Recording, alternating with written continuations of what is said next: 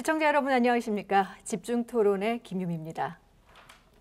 코로나19 사태가 새로운 국면을 맞으면서 우리의 가장 큰 걱정은 내 건강뿐 아니라 우리 가족, 내 부모님, 아이들의 건강입니다. 의료계 집단 진료 거부와 맞물려 건강에 취약한 계층은 더 우려되는 상황인데요. 오늘 이 시간에는 특히 건강뿐 아니라 복지에 취약한 노인들을 위한 노인 복지의 과제와 해결 방안에 대해서 자세한 얘기를 나눠보겠습니다. 오늘 토론을 위해서 네 분을 모셨습니다. 먼저 손재홍 광주광역시 노인복지협회장 나오셨습니다. 안녕하세요. 네, 반갑습니다. 다음 류성봉 광주 노인보호 전문기관 관장 나오셨습니다. 어서 오세요. 반갑습니다. 그리고 신일영 광주 재가 장기요양기관 연합회 사무처장 나오셨습니다. 안녕하세요. 반갑습니다. 마지막으로 김선여 호남대 사회복지학과 교수 나오셨습니다. 반갑습니다. 네, 반갑습니다. 네, 자, 오늘 네 분과 함께 노인 복지 여러 가지 문제점 또 해결 방안들에 대해서 다양한 얘기를 나눠볼 텐데요. 올해 7월 기준으로 행정안전부 주민등록 인구 통계 자료에 따르면 65세 인구 비중이 16.1% 정도라고 나타나 있습니다. 100세 시대라고 하잖아요. 이제 고령화 사회에 접어들면서 노인복지의 중요성 날로 커지고 있는데 우리가 생각하는 노인복지를 어떻게 이해해 볼 수 있을지 먼저 개념에 대해서 좀 더 자세한 설명을 듣고 싶은데요. 손재홍 회장께서 먼저 좀 설명을 해주시죠. 네, 뭐 개념의 그 사전적 의미는 고령자의 그 노인복지를 사회보장제도를 통틀어서 저는 이르는 말이라고 생각을 합니다. 네. 어떤 그 넓은 의미로 보면 노인 생활의 전면적인 보장 이렇게 하는데 이제 학술가들로서 여러 가지 그 의미 차이는 조금씩은 있습니다만은 노인이 그 인간다운 생활을 영위하면서 자기에 속한 가족이랄지 사회 이건 통합적으로 필요한 자원 서비스를 제공하는 공적 사적인 차원에서 조직적이고 전문적인 활동을 말한다 이렇게 개념을 정리할 수 있다고 생각합니다. 네, 조금 이제 다소 어려울 수 있지만 어쨌든 노인 그 복지라는 게 사회보장 차원에서 좀 더 큰 틀에서 또 넓은 개념으로 이해를 또 해볼 수도 있고 또 구체적으로 노인을 좀 대상으로 특정해서 또 이 개념을 이해해 볼 수도 있을 텐데 조금 덧붙여서 김선여 교수께서 좀 설명을 해주시죠. 네네.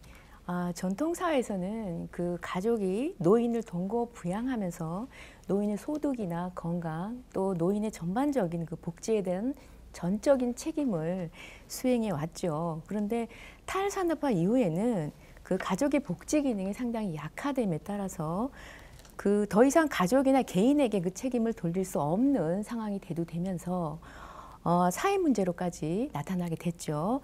그래서 국가나 민간이 담당해야 될 그 필요성이 제기됐다고 할 수 있습니다. 따라서 지금까지는 그 노인을 보호 대상으로 간주했던 그 자녀적인 복지 이념에 기반했다면 이제는 노인 복지가 혜택이 아닌 그 권리로서 자리매김하면서 노인이 그 참여하는 주체로 인식되는 그 신노인 그 복지 개념으로 전환되고 있는 시점이다 이렇게 덧붙일 수 있겠습니다. 네, 개념의 어떻게 변화 흐름도 좀 살펴주셨는데 노인 복지가 가족의 책임, 돌봐야 할 대상에서 조금 더 참여적인 주체로서 사회적 책임으로서 이렇게 변화가 됐다라는 어떤 말씀을 해주셨습니다. 자, 이런 개념보다 그래서 아마 구체적인 노인 복지의 어떤 원칙들을 좀 더 살펴보면 이해하기가 쉬울 것 같은데요. 이 노인 복지 기본 원칙이라고 해서 노인을 위한 5가지 원칙이 있다고 합니다. 여기에 대해서 류성봉 관장께서 좀 설명을 해주시죠. 네. 세계적인 인구 고령화의 흐름을 막을 수는 없는 것 같습니다. 국제사회기구에서도 고령화 문제를 다루는 회의가 여러 차례 열렸었는데 1991년 12월에 유엔 총회에서 노인을 위한 유엔 원칙이 결의되었습니다. 여기서는 5가지 원칙을 정했었는데 독립이라든지 참여라든지 돌봄, 자아실현, 존엄성 이 5가지 원칙을 정했습니다. 이 원칙을 정한 이유는 어떤 정부든지 모든 정부가 노인 권리 보장을 위한 사업을 운영하는 데 있어서 반드시 이 5가지 영역을 반영해달라는 것이거든요. 네. 그래서 이 5가지 영역이 각기 이렇게 홀로 존재하는 것은 아니고 5가지 각각의 요소가 서로 뗄 수 없는 관계에 있기 때문에 모든 정부들, 특히 이제 우리나라 같은 경우도 이 노인 권리보장 사업에 반드시 이 5가지가 반영됐으면 하는 바람입니다. 네, 독립, 참여, 돌봄, 자아실현, 존엄성 이렇게 통합적으로 어떻게 보면 반영돼야 할 요소들인데 신일영 사무처장께서도 이 노인 기본 원칙에 대해서 좀 더 부가적으로 설명을 해주시죠. 일단 5가지 원칙은 말씀을 해주셔서 네. 그래서 이제 그 원칙의 어떤 사전적인 의미라기보다는 좀 설명을 조금 간략하게 해드릴게요. 네네.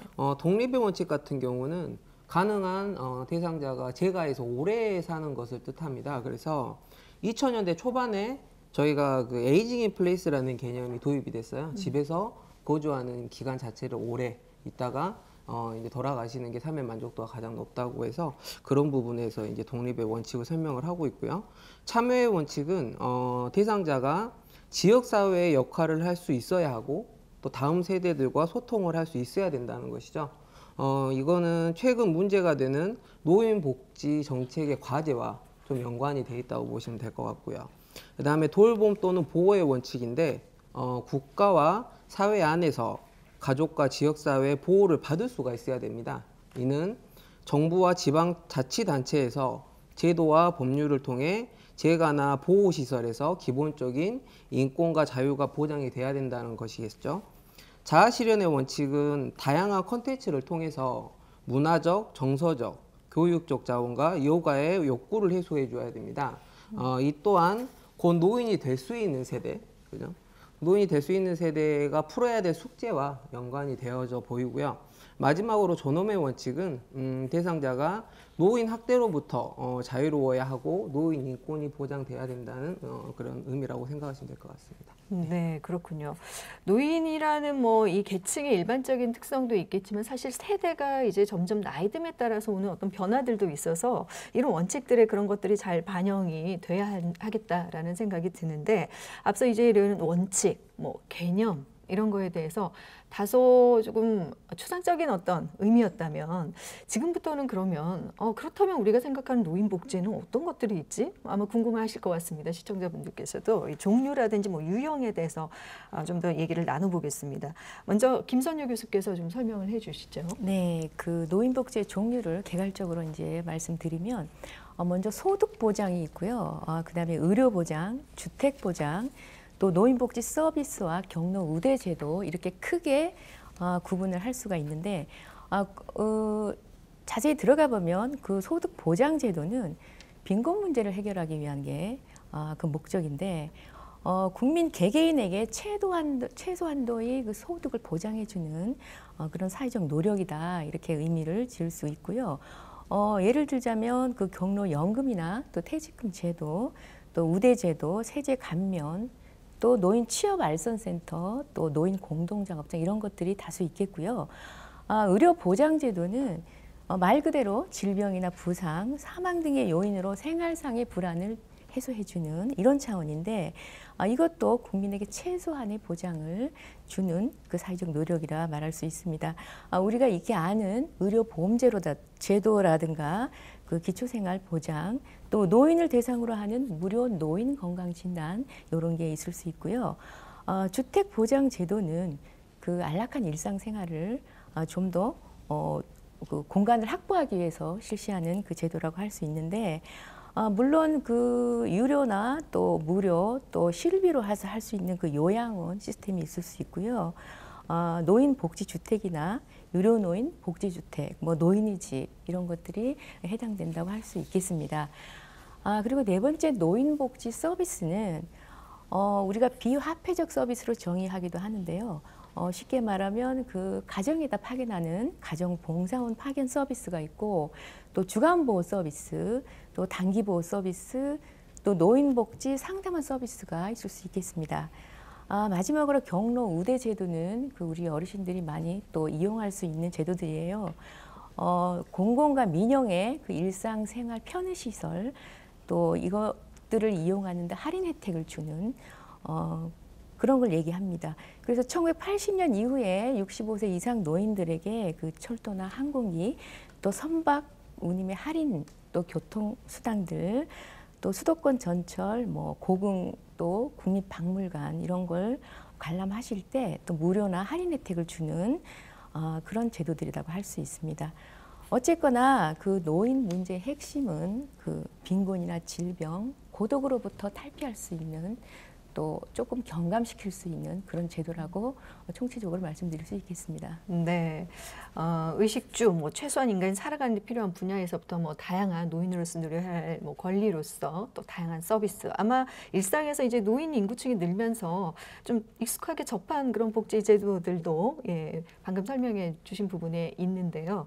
자, 여기에 덧붙여서 류성봉 관장께서도 이런 복지의 종류, 뭐 많은 분들이 알고는 계시겠지만 또 모르는 부분도 분명히 있을 것 같습니다.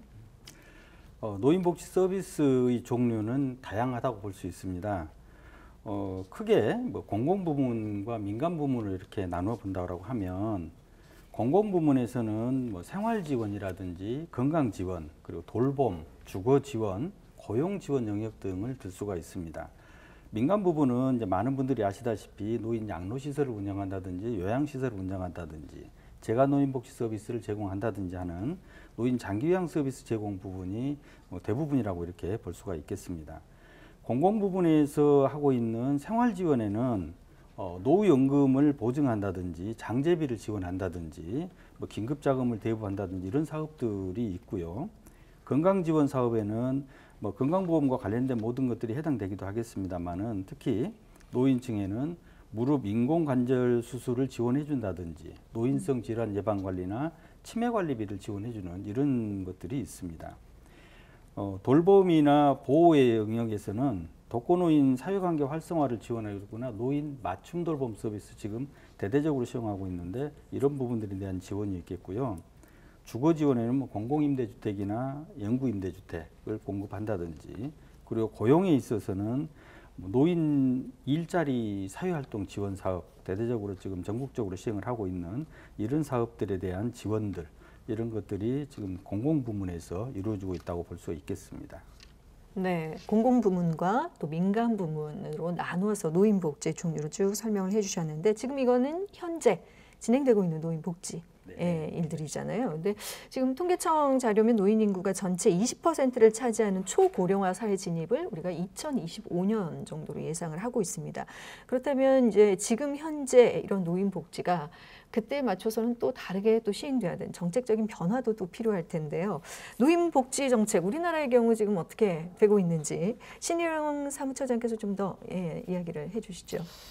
대한민국의 노인복지 정책은 크게 불편한 노인을 위한 재택의료 활성화, 그리고 예방적 건강관리 서비스의 확대, 노후 소득 보장 강화, 치매 및 거동 불편 어르신 돌봄 확대, 그리고 지역사회 중심 통합 돌봄 기반 구축, 빈곤 위기 가구 발굴 및 지원 강화, 노인 일자리 창출 정도가 있습니다. 정책은 방향성이기 때문에 그리고 이것들을 이제 함축해서 표현을 하자면 이번 2020년 정도의 슬로건이 소득, 건강, 돌봄 보장 등 포용 복지 성과 확대 및 내실화, 그리고 4차 산업혁명 등에 대응해서 혁신 역량을 강화하는 쪽으로 올해 발표를 했습니다.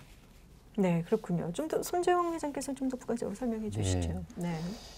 그 정책에서 물론 이제 방금 우리 토론자께서 전반적인 것을 말씀을 드렸는데 이것은 지금까지 한 10여 년, 20여 년 진행되어 온 거고요. 문재인 케어, 문재인 정부에서 들어서 중점 사항이 하나가 있습니다. 그게 곧 치매국가 책임제거든요. 근데 이 치매국가 책임제를 문재인 정부에서 최고 화두로 꺼내서 지금 진행을 하고 있는데 그런 그 치매국가 책임제라 하는 그 내용이 진행되는 내용을 보면 조금 안타까운 면도 없지 않아 있습니다.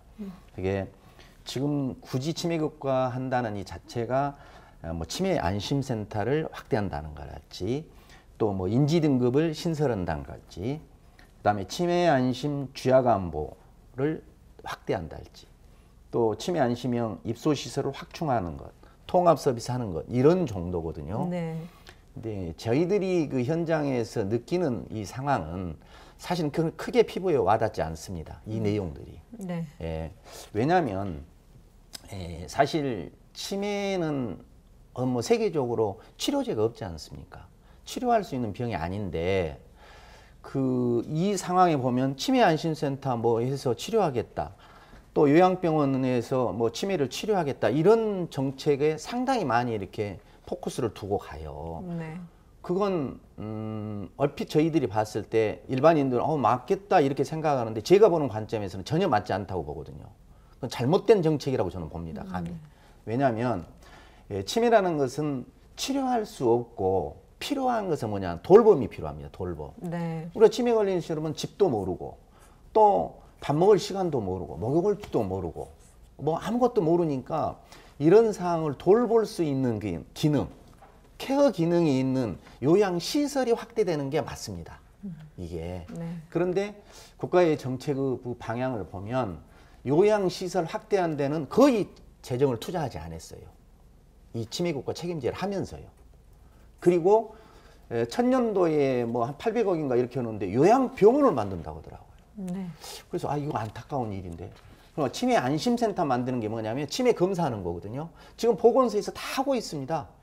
그 일들. 그럼 또 하나 만들어 가지고 물론 일자리는 조금 늘어났겠죠. 그러나 중복 투자라고 저는 밖에 볼 수가 없어요. 네. 이런 정책들이 물론 하는 것에 대해서 제가 뭐 그걸 반대하지는 않습니다만은 중복 투자를 한다 할지 또는 포커스 방향이 좀 잘못되어 가는 이런 방향에서 진행되고 있다는 것이 상당히 안타깝습니다. 네, 노인 복지 정책, 뭐 네. 그 중에 이제 현 정부가 치매국가 책임제에 대한 정책에 대한 약간 비판적인 입장을 말씀해 주셨는데 혹시 여기에 대해서 혹시 기타 또 다른 노인 복지 정책에서 하실 말씀이 있으시면 자유롭게 해주시죠. 네. 네, 그 치매 국가 책임제는 참 발상은 굉장히 좋다고 생각을 합니다. 어떤 이제 모든 노인들이 나이가 들어서 치매에 걸릴 확률이 굉장히 높아지고 있기 때문에 더구나 이제 수명이 길어지다 보니까 치매에 대한 부담감은 누구나 다 갖고 있는 것 같습니다. 네.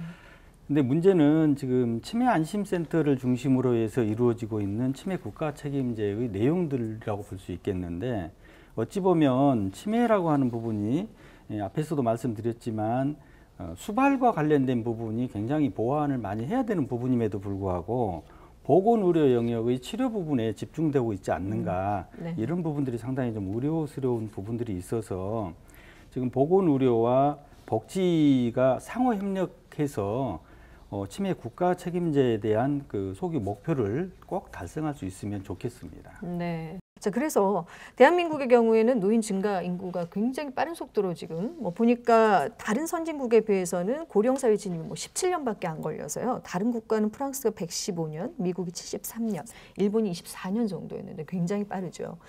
그런 차원에서 좀 전에 그 말씀해 주신 것에 같은 맥락에서 노인복지 사업과 관련해서는 지금 어떻게 이루어지고 있는지 류성봉 관장께서 좀 더 부가적으로 설명을 해 주시죠. 네. 우리나라의 이 고령사회 진입이 굉장히 짧은 것은 저출산 고령화의 맨 선두주자이지 않는가 이렇게 싶어집니다. 늦게 시작했지만 프랑스나 미국이나 이런 국가보다 훨씬 늦게 고령화가 진행되기 시작했지만 지금의 저출산 문제 그리고 인구 고령화의 그 장기 수명의 연장 이런 부분들이 맞물리면서 굉장히 빠른 속도로 이렇게 고령사회, 곧 이제 완전 고령사회까지 진입이 얼마 남지 않은 시기라고 이렇게 볼 수 있겠습니다. 물론 이 과정에서 보면 경제성장이라든지 생활 수준의 향상은 많이 됐다고 볼 수 있습니다.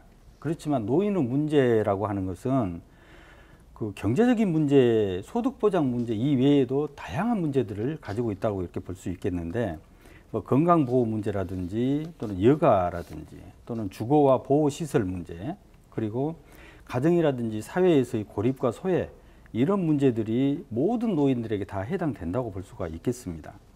그동안에 우리나라 노인복지 사업은 어느 나라나 초기에는 다 그랬겠지만 경제적 취약계층 위주의 사업들이 주로 운영되었다고 볼 수 있겠습니다. 그러다 보니까 저소득에 밀집되어 있는 저소득층들의 노인들의 문제를 어떻게 해결할 것인가 해서 소득을 일부 보장해 주는 것들 그리고 건강을 보호해 주는 것들 이런 부분들로 나타나고 있었는데 이거는 예방적인 차원보다는 사후 대처 방식의 사업들로 이루어진 측면이 많다라고 평가를 해볼 수가 있겠습니다.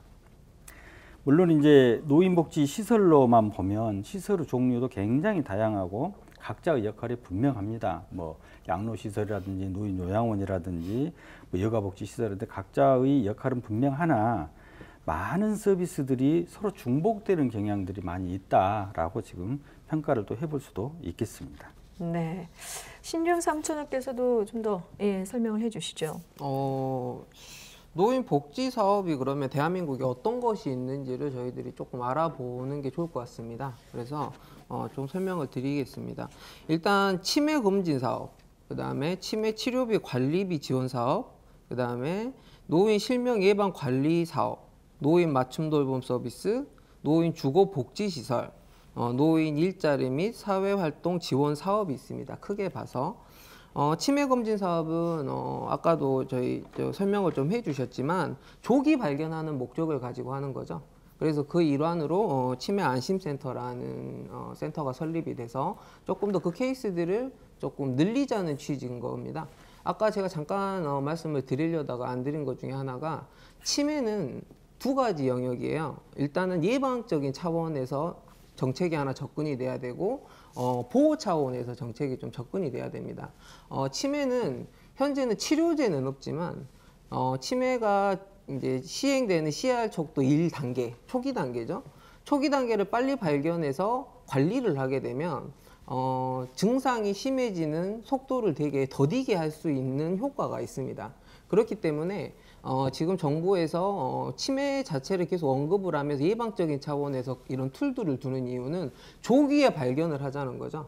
저희들이 현장에서 가볼 때 대상자분이 치매가 의심이 되면 저희가 병원에 모시고 가는데 일단 신경과, 신경정신과에 모시고 가면 어르신들이 굉장히 거부하십니다.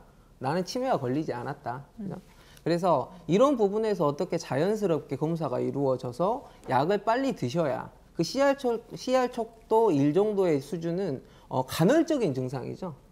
이 간헐적인 증상은 그래도 보호가 충분히 가능한 상황입니다. 근데 CR 촉도 2 이상 가버리면 집에서 보호하기가 힘든 상황인 거죠. 그래서 이런 정책들이 조기 발견을 해서 좀 이런 딜레이를 시켜주려고 하는 그런 방식이고 이 사업은 시군구 보건소에서도 하고 있고 치매 안심센터에서도 하고 있습니다. 그래서 선별검사를 통해서 거점 병원으로 좀 트랜스퍼하는 방식이고요. 치매 치료비 지원 사업은 연간 36만 원 상한선 내에서 실비를 지원해주는 사업이기 때문에 좀 연관 있게 보시면 될 것 같고요. 노인 실명 예방 관리 사업은 말 그대로 노인 안 검진이죠. 개안 수술이라든지 저실용 노인들 위한 재활 뭐 이런 쪽의 사업인데 주소지 관할 보건소에 신청을 할 수는 있지만 현재는 안과 취약 지역에 있는 저소득층을 우선으로 그러니까 예산이 한정되어 있기 때문에 일단은 그런 쪽으로 먼저 지원을 해주고 있습니다. 그리고 아까 앞에서 잠깐 설명해 주셨는데 현재 노인복지 사업의 문제점 중에 하나는 너무 중복되는 사업들이 많다는 거죠. 비슷한 성격의 사업들이 굉장히 많고 총 6개 정도 사업이 있어요. 그래서 노인 돌봄 기본 서비스, 그 다음에 노인 돌봄 종합 서비스, 단기 가사 서비스, 뭐 초기 독거 노인 자립 지원 서비스, 독거 노인 사회관계 활성화 사업, 뭐 이름도 좀 어렵죠.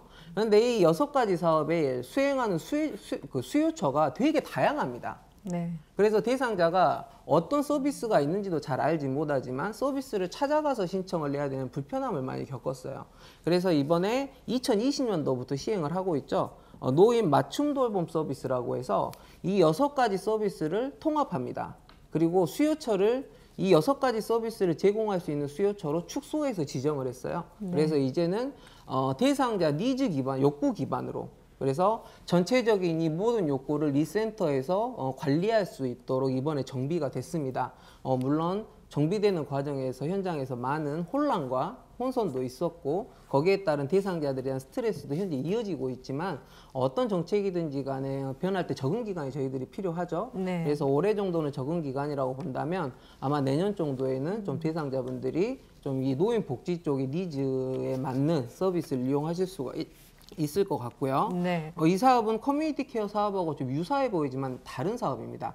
뒤쪽에서 커뮤니티 케어 사업에 대해서는 좀 설명을 드리겠습니다만 그 다음에 노인 주거복지시설은 말 그대로 양로시설, 그다음에 그룹홈, 노인 복지주택 같은 게 있고 이쪽은 복지이기 때문에 선별적인 복지죠. 그래서 일단 기본적으로 기초생활수급자나 저소득층, 소득계층으로 보고 있고 그다음에 부양이 필요하다고 판단되는 방임노인, 그다음에 노인 학대 피해 노인들이 입소 대상인 사업이고요. 네. 그다음에 노인 일자리 및 사회활동 지원 사업은 뭐 공익형, 뭐 재능 나누면 시장형 이런 식으로 있는데 일단은 65세 시장형은 이제 만 60세 이상의 일할 수 있는 건강한 자면 모두 가능합니다. 네. 그래서 독거 및 경제 무능력자와 동거하는 노인이 우선이고 이 사업 역시 수요처나 주민센터에 직접 신청하시면 활용해 볼 수 있는 사업입니다. 네, 자 현재 이 노인 복지 전반에 대해서 그리고 오늘 주제가 이제 노인 복지이기 때문에 현재 진행되고 있는 정책들에 대해 설명을 해주셨고 그리고 뭐 중복성의 문제라든지 앞서 여러 가지 이제 문제점에 대해서도 잠깐 언급을 해주셨는데 복지라는 게 시대에 따라서 계속 정책적으로 이제 변화를 가져가야 한다는 점에서 그 대상에 따라서도 이건 정책은 또 바뀌어야 하는 부분이 있어서 우리가 평균 수명이 늘어나고 있고 노인의 연령에 대한 어떤 기준도 좀 고려해야 하지 않을까라는 생각이 듭니다. 그래서 그 노인의 연령에 대한 기준도 지금은 바뀐다고 하는데 이 부분도 좀 짚어보고 싶습니다. 손재홍 회장께서 좀 더 설명을 해주시죠. 네. 그래서 사실 이제 그 연령대를 봐보면 1970년도는 남자가 58세, 여자가 65세. 근데 현재 2000년에 보면 평균 수명이 남자가 80세, 여자가 86세, 약 20세 이상이 이렇게 평균 수명이 증가가 돼 버렸습니다. 증가됐기 때문에 이것은 그 사회적인 환경이거든요. 의료기술도 발전됐고 경제 수준도 이렇게 향상이 됐기 때문에 평균 수명이 쭉 늘어나 버린 거예요. 그래서 여기서 말하는 노인복지 별 연령 기준이 70세로 상향되는 것은 저는 맞다고 보고요. 앞으로도 국가도 그런 이 상황이 현재 바뀌었는데 옛날 40년 전에 그 정책을 그대로 갖고 있으면 안 되죠. 네. 바꿔져 가야죠. 네. 저는 바꿔져 가야 된다고 생각을 하고 있습니다. 네. 김선유 교수께서는 어떻게 보십니까? 예, 예, 저도 동감을 하고요. 지금 100세 시대라는 그 사회적 인식은 시민들 사이에 묵시적으로는 합의가 됐다고 봅니다. 다만 물론 이제 사보험도 이미 오래전부터 100세 시대에 맞춰서 판매를 하고 있죠. 예, 그건 이제 국민들의 현재 상태의 시민 의식을 고려한 것이라고 보고 있고요. 그리고 최근 노인 실태 조사를 보면 또 노인이 생각하는 자신의 노인 연령의 기준은 몇 살인가라고 물었을 때 70세에서 75세가 가장 높게 나타나는 걸로 보입니다. 그래서 이제 정부도 이제 연령 기준 정책을 상향 조정하면서 정책 설계를 준비하고 있는 걸로 알고 있는데, 그래서 이미 고령화가 상당히 진행된 그 선진 국가들은 노인 연령 기준의 그 상향 조정에 대한 그 사회적 논의가 아주 활발하게 진행되고 있습니다. 이탈리아 노년학회는 그 노인 연령을 현행 65세에서 75세로 올리자는 제안을 하고 있고요. 일본 노년학회도 그 단계별로 3등분해서 일본은 그 단계적으로 하는 걸 상당히 그 선호하는 것 같아요. 그래서 65세에서 74세를 준고령자, 또 75세에서 89세를 고령자, 또 90세 이상 노인을 초고령자로 이제 구분하자고 제안을 계속하고 있습니다. 그런데 이제 중요한 것은 이 은퇴를 하게 되면 그 사회 보장의 수급이라는 그 중요한 요소와 연동되는데 이 부분이 상당히 또 예민한 부분이기도 하고 조심스럽기도 합니다. 그래서 노인 연령 기준의 그 상향 조정을 주장하는 입장에서 보면 장점이 상당히 많다고 합니다. 보면 첫째는 이제 여러분들이 다 뭐 인식을 하고 계실 거예요. 국가의 재정 부담을 줄일 수 있다라는 거죠. 그래서 70세로 상향 조정하게 되면 그 기초연금 같은 기준 연간 3조 원의 국가의 재정 부담이 줄어든다라고 하고 있고요.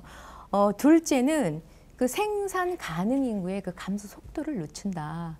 70세로 상향 조정을 하게 되면 지금 그 14세에서 69세 사이 네. 여기가 이제 생산 가능 인구로 이제 확장될 수 있는데 그렇게 되면 그 생산력이나 경쟁력 입장에서 좀 더 나은 그 모습을 보이게 되겠죠. 그리고 셋째는 저는 개인적으로 이 부분이 되게 또 중요하다고 생각할 수 있어요. 그리고 노인 차별 인식이 개선된다. 우리가 노인에 대한 그 인식이 그리 썩 긍정적이지 못한 게 사실입니다. 그래서 노인 연령 기준이 높아지면 그 노인의 어떤 생산적인 역할과 사회적 참여가 증가하게 되는데 이것은 사회적 차별 인식을 개선하는 데 도움이 될 수 있다. 이렇게 말씀드리고요. 개인적으로 제가 선호하는 바는 정책 방향도 정책으로 인해서 나타나는 그 혜택을 한번 주게 되면 이걸 다시 회수하기는 상당히 반발이 강하다는 거죠. 그래서 이 부담을 조금 줄이기 위해서는 일본에서 택하고 있는 단계적이고 점진적인 이 방법도 한번 고려해 보는 것도 좋을 것 같아요. 네. 자, 그래서 이 노인복지 정책별 연령 기준이 지금부터 이제 상향됐을 때 기존의 노인들이 받던 혜택들도 이제 달라져야 되고 좀 더 단계적으로 기준을 적용을 해야 한다는 말씀도 해주셨는데 제도들이 어떻게 변화해야 될지 혹은 뭐 변화를 예측할 수 있는 제도들 어떤 것들이 있는지 신일영 사무처장께서 좀 설명을 해주시죠. 네, 좀 발표에 앞서가지고 아까 제가 말씀드리려다 좀 안 드린 게 있는데. 일단 저희 이제 국민들이 좀 용어를 용어 정리를 할 필요가 있겠죠. 그러니까 노인 복지 정책과 노인 복지 사업이라는 용어는 이미 그 법률에 명시가 되어 있는 용어죠. 그래서 정책이라고 하는 경우 말 그대로 노인의 생활 향상과 사회 보장을 위해서 결정된 행동 방침을 말하는 거죠. 지침을 크게 아울러서. 그러면 그런 행동 지침들이나 방침들이 어떤 식으로 대상자에게 적용을 해서 할 것인가 디테일하게 만드는 게 노인 복지 사업인 거죠. 그러니까 노인 복지 사업과 노인 사업은 다릅니다. 그래서 실제로 노인 복지 사업 같은 경우는 공공 영역에서 수행을 하는 거고요. 이제 노인 사업 같은 경우는 민간 쪽에서 영리를 목적으로 수행을 한다고 보시면 될 것 같아요. 그리고 이제 이 부분에 대해서 조금 말씀을 드리겠습니다. 일단은 먼저 지금 인구정책 TF팀이 지금 활동을 하고 있죠. 그리고 그 안에서 경로 우대 제도 개선 TF팀이 지금 한 2차 회의 정도 했다고 언론에 나왔습니다. 그래서 이 제도 개선을 위해서 논의 중이기 때문에 이 부분에 대해서 어떤 식으로 연령이 상향됐을 때 혜택이 달라져야 되는지 저희들이 조금 현재 말씀드리는 거는 조금 섣부를 것 같고요. 대신 먼저 노인 연령 기준 상향은 유엔에서 항상 먼저 기준점을 잡기 때문에 유엔에서 정하는 노인 연령에 따라갈 걸로 보여지고요. 그 다음에 노인 혜택에 대한 기준점이 지금 이 TF팀의 발표로 보면 연령보다는 건강 상태, 필요도에 초점을 좀 맞춰서 회의를 하고 있는 것 같습니다.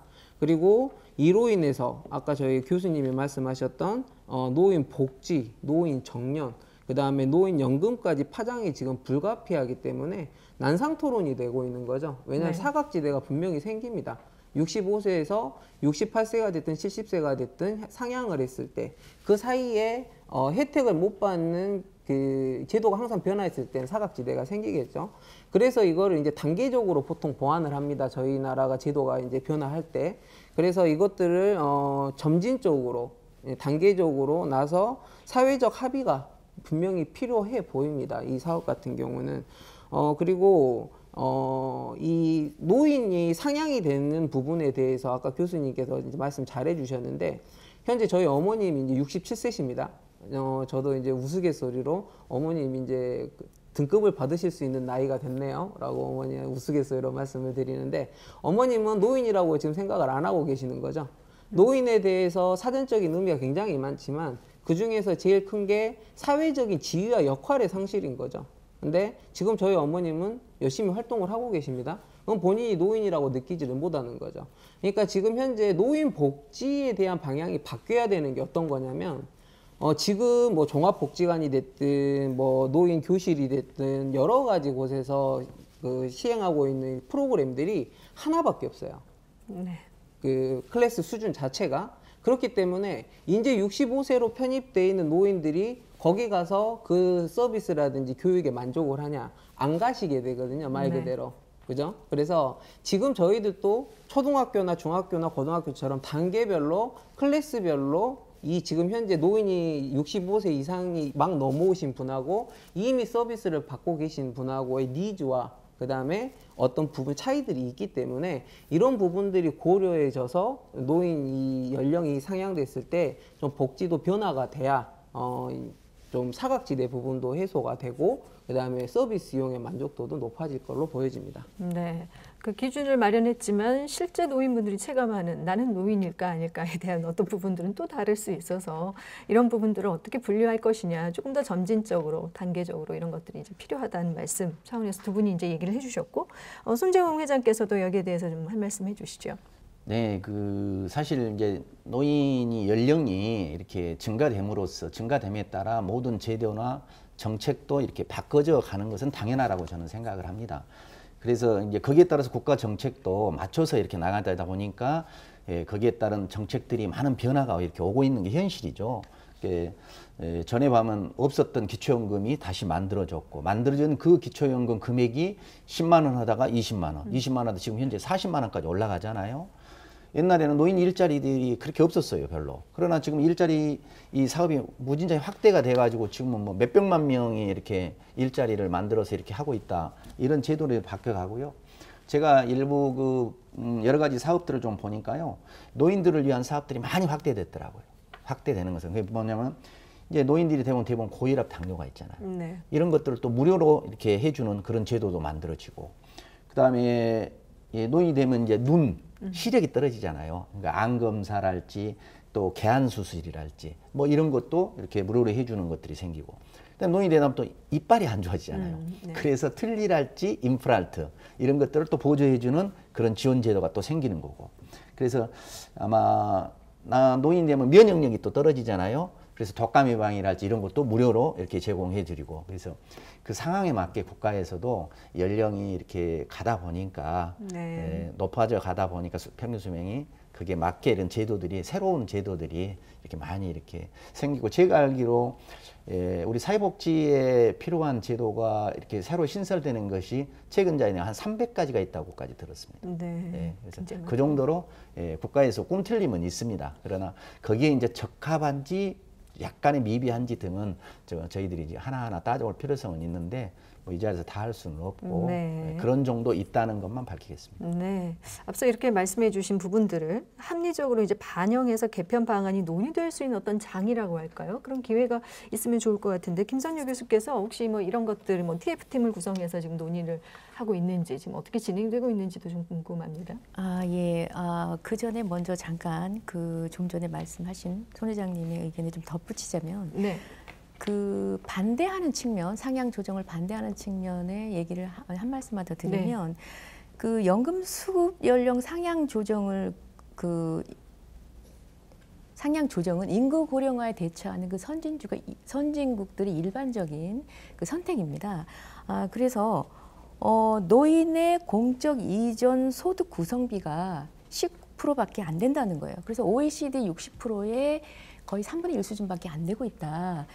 그리고 또 공적연금의 그 노인 빈곤율 감소 효과는 11%밖에 안 되는데 이 말은 올리지 않아도 상향 조정 안 해도 지금 삶도 노인들이 상당히 팍팍한데 만약에 상향 조정된다면 이 빈곤 그 분포도에 처해 있는 사람들은 더 살기가 상당히 어려워진다. 그래서 그러기 위해서는 그 공백을 메꿀 수 있는 어떤 대처 방안이 미리 조성이 돼야 되는 건 분명하다라는 그 학자들의 비판도 있습니다.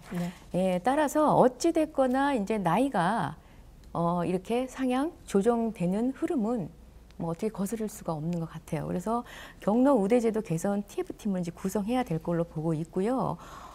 이 지점에서 여러 또 사업에 관련된 얘기가 있겠지만 이제 저는 기초연금에 대해서 설명을 드리자면 일단 이거는 2008년 1월에 이제 만들어졌죠. 근데 그 당시에는 70세 노인을 대상으로 이제 수급자로 될 걸로 알고 있었습니다. 근데 그 정치적인 상황이나 어떤 그 경제적인 상황에 의해서 65세로 해서 수급 연령이 하향 조정됐습니다.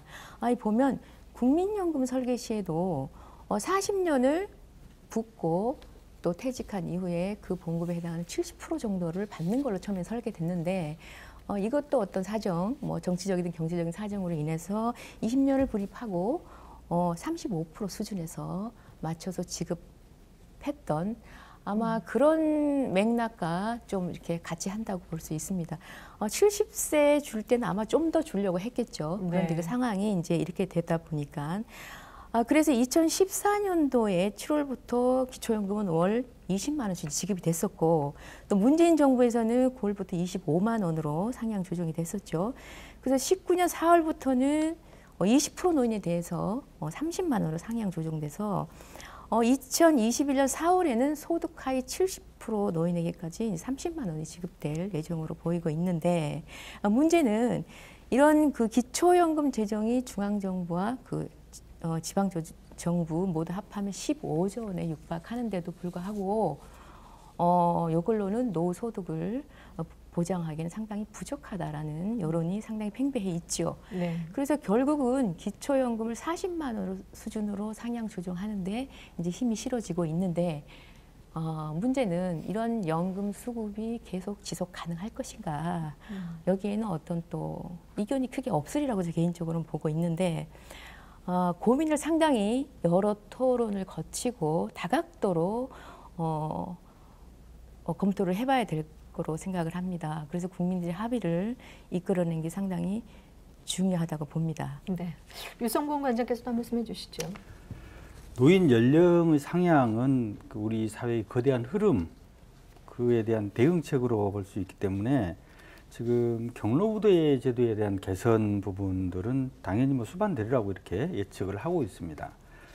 다만 경로우대 제도에서 어떤 부분이 꼭 포함되어야 할지 이런 부분들은 좀 70세를 노인으로 이렇게 규정을 했을 때 그 이상의 어르신들이 꼭 필요하는 것들 중에서 보편적인 것들, 이런 부분들에 대한 논의가 충분히 이루어져야 된다고 보고 있습니다.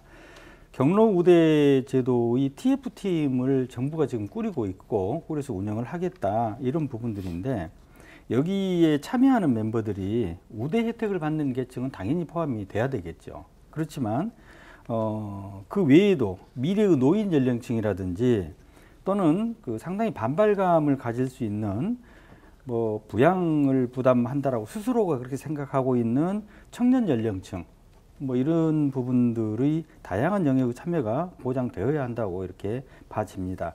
천령 연령층들이 배제되었을 경우에는 세대 갈등으로 나타날 수도 있는 부분도 상당히 우려스러운 부분이고요.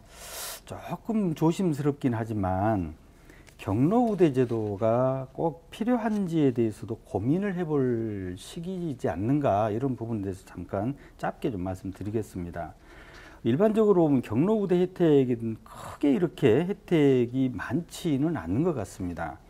아까 앞에서도 설명을 해주셨지만 일상 편의라든지 뭐 운임이라든지 고궁 박람이라든지 뭐 이런 부분들에 필요한 출입에 필요한 비용들, 이런 부분들이 상당 부분을 차지하고 있는데, 이런 서비스를 이용할 수 있는 연령층들은 이동 활동이 가능한 연령층이 한정돼 있다고 볼 수 있습니다. 네. 그런데 우리나라에서도 지금 80세 이상 고령자들이 굉장히 많은 인원수를 차지하고 있기 때문에 이분들의 대부분은 병원이나 요양의 상태가 더 많다, 이렇게 보기 때문에 과연 이분들은 이 경로우대 제도에서 상당히 소외되지 않는가, 이런 느낌을 받을 수가 있습니다. 그래서 대안으로 기초연금 부분을 경로우대에 들어가는 예산만큼 상향을 해서 일상 편의에서 소외되는 노인들, 이런 노인들에게 골고루 추가적인 혜택을 좀 받을 수 있으면 더 좋지 않겠는가. 물론 상당수의 어르신들에게 경로우대 제도에 대한 고민이 좀 서운하게 이렇게 들릴 수 있는 네. 얘기긴 하지만 네. 추가 제안을 이렇게 좀 해봅니다. 네, 경로우대 제도에 대한 어떤 개인적인 어떤 의견도 말씀해 주셨는데, 사실 노인 그 연령 상향, 특히 노인 복지 정책과 관련 연령 기준 상향 문제는 뭐 이 시간을 다해서 토론해도 굉장히 큰 주제여서 시간 관계상 이 노인 복지 정책 연령 기준 상향에 대해서 핵심적인 어떤 의견만 나머지 두 분께서 한마디씩 더 해주시고 다음 주제로 넘어가 보겠습니다. 먼저 손재웅 회장께서는 어떻게 생각하시는지요? 저는 상향되는 것이 찬성한다고 저는 개인적인 생각을 밝히고요. 어찌됐든 이 시대의 흐름에 맞게 상식적인 선에서 이루어지면은 저는 적절하다고 생각합니다. 근데 40년 전의 그 평균 수명과 지금이 이렇게 20년 차이가 나게 달라졌는데도 옛날 걸 그대로 갖고 가자? 네. 이건 현실에 맞지 않는 거예요. 나는 좀 반대하는 사람들 좀 이해를 못합니다. 네. 신일영 사무처장께서는 어떻게 보고 계십니까? 일단은 뭐 제가 올해 40입니다. 네. 40 이제 됐는데 관장님 말씀하셨던 것처럼 가장 힘든 거는 이 세대 간의 갈등이 문제가 될 것 같아요. 뭐 물론 저희 지금 노인이신 분들이 열심히 6.25 전쟁 이후에 열심히 나라를 위해서 봉사와 희생을 해주셨기 때문에 저희 대한민국이 이만큼 발전한 포석이 됐지만 저희 사회보장 자체가 그때 그분들이 낸 세금에서 운영이 되지가 않죠. 그 이후 세대에서 이 소득활동에 의해서 그 재원을 기반으로 해서 뭐 4대 저희 보장보험 재원료가 들어가 있기 때문에 결국은 이 부분은 출산율이 높아지지 않으면 계속해서 해결이 안 되는 문제고 국민연금도 마찬가지고 뭐 기초노령연금도 마찬가지지만 이미 처음에 설계될 때 고갈이 될 것이라는 걸 예측을 하고 설계가 된 거죠. 네. 그래서 출산율이 얼마만큼 떨어지느냐에 따라서 고갈되는 시점이 이제 변화가 생긴 건데 좀 빨라진 겁니다. 처음에 계획이 했을 때보다. 그래서 이제 이런 TF팀 이름 자체가 저출산 고령화 추진위원회, 대책위원회 이런 이름으로 가는 이유가 고령화는 해결하기가 워낙 간단해요. 출산율만 높여버리면 고령화가 되질 않습니다. 어차피 사람들은 다 태어나서 노인이 되기 때문에 그 사람들 막을 수는 없죠. 그만큼의 출산율만 보장을 해준다고 하면 뭐 이런 재원이라든지 이런 문제도 저는 좀 안 된다고 보기 때문에 이런 정책들이 노인 쪽이 항상 따로 고민되고 그 다음에 저출산 쪽이 따로 고민되면 제가 봤을 때 연계성이 그렇게 좋아 보이지는 않습니다. 저출산 고령화 TF팀 자체가 2000년대 초반에 원래 이게 신설이 됐어요. 근데 활동을 잘 하시다가 어느 정부부터 조금 이게 따로 갑니다. 방향성이. 그래서 재원은 계속 양쪽 다 들어가는데 양쪽 다 효과를 못 보는 거죠. 그러다가 이번 정부에 다시 활동을 하기 시작합니다. 저 홈페이지 검색해 봤더니 좀 작년부터 좀 활발하게 활동을 하시더라고요. 이쪽에서 이제 이런 그 경로 우대 제도 개선 TF팀과 이렇게 협업해 가지고 결정이 되는 부분이 좋을 것 같고 관장님 말씀하셨다시피 연령보다는 건강 상태와 필요도에 따라서 아마 이번에 정비가 될 것 같아요. 네. 그쪽의 방향성을 분명히 발표를 했기 때문에 여기 계신 분들이 지금 현재 걱정하고 계시는 분들이 부분에 대해서 그래도 조금은 반영이 돼서 개선이 되지 않을까 싶습니다. 네. 자, 노인 복지에 대한 주제로 이제 얘기를 하다 보니 이제 노인 문제를 자연스럽게 얘기를 하게 되고 지금까지는 이제 생활의 문제에 있어서 어떤 정책적인 부분을 다뤘다면 사실 노인 문제에는 이뿐만 아니라 다양한 문제들이 있습니다. 그 중에 하나가 이제 심리적인 어떤 문제, 노인 학대의 문제 뭐 이런 부분들이 있어서 다음 주제로 넘어가 보겠습니다. 그 전에 지금 이제 우리 지역 먼저 광주광역시의 노인 인구를 먼저 좀 살펴보았으면 좋겠는데요. 혹시 김선효 교수께서 혹시 자료가 있으실까요? 네. 우리 광주광역시의 다른 지구에 비교했을 때 예. 노인 인구 비율은 어느 정도인지. 광주의 그 2020년 8월 기준의 통계를 보면 네네. 전체 인구가 145만 4천여 명 정도 되는데 65세 이상의 노인 인구는 20만 2,700명 정도가 돼서 13.9%의 그 분포를 나타내고 있습니다. 그런데 우리는 광주만 이렇게 똑 띄어서 보는 것보다 네. 광주 전남권을 같이 보는 게 더 네. 현실적이라는 판단에서 보면 전남권이 전국에서 제일 높은 편이에요. 23.3 상당히 고령화돼 있고요. 또 앞서서 우리 신일영 선생님께서 그 말씀을 주셨다시피 고령화의 가장 큰 원인은 저출산이죠. 이건 뭐 쌍둥이처럼 같이 항상 붙어서 다니는데, 그 광주에는 뭐 자동차나 이렇게 이런 큰 기업이 이제 소재해 있어서 그나마 지금 현실적으로 봤을 때는 크게 노인 인구가 많지 않다라고 하실 수도 있으나 광주에 소재하시는 많은 분들이 일단 광역시니까 그 부모님이나 친척들이나 그 소재하시는 분들이 전남권에 많이 계십니다. 그래서 네. 학업이나 취업 등으로 인해서 이제 광주 광역시로 이제 이주해서 사는 젊은 층들이 많이 있는데 또 얼마 못 가서 이렇게 노인 부양이나 또 이런 점에서 노인 인구가 유입될 가능성이 상당히 크다. 그래서 안심하고 있을 상황이 아닙니다. 광주도. 그래서 저출산 고령화를 같이 묶어서 이 대책을 수립하는 것이 상당히 중요하다고 볼 수 있죠. 네. 자, 광주 전남의 노인 인구 비율을 먼저 이렇게 말씀해 주셨는데 이걸 이제 살펴본 이유가 사실 노인 학대가 갈수록 급증하고 있는 이 사회적 분위기 속에서 노인 인구가 많을수록 사실 이런 일들이 또 많아질 수 있다라는 어떤 전제에서 그런데요. 어떻습니까? 실제로 노인 학대 현황을 좀 보면 어떨까요? 유성봉 관장께서 혹시 말씀해 주실 수 있을까요? 네.